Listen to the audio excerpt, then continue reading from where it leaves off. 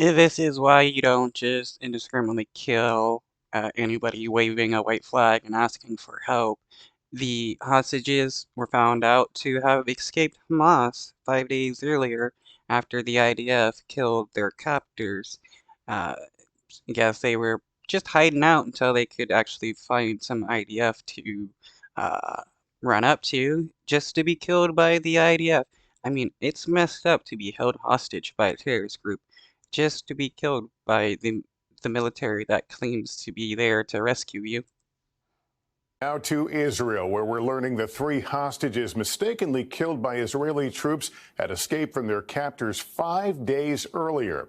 Plus, talks continue for a new ceasefire to try and get Hamas to release more of its hostages. Andrea Mitchell now with the latest. Tonight, the Israeli military says the three hostages who were mistakenly killed by Israeli forces had escaped from Hamas 5 days earlier after Israel. It's not really a mistake that these hostages were killed. They were speaking in Hebrew, asking for help, waving a white flag with Hebrew words on it, and the IDF still decided to kill them even though they were unarmed.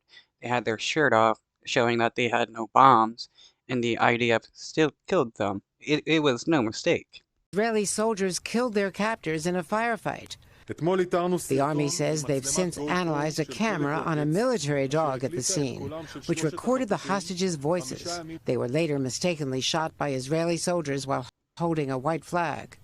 Their deaths increasing the pressure in Israel to pause the fighting and strike a deal to get the rest of the hostages out. The president today. We're pushing it. There's no expectation at this point, but we are pushing it. Secretary of State Tony Blinken today blamed.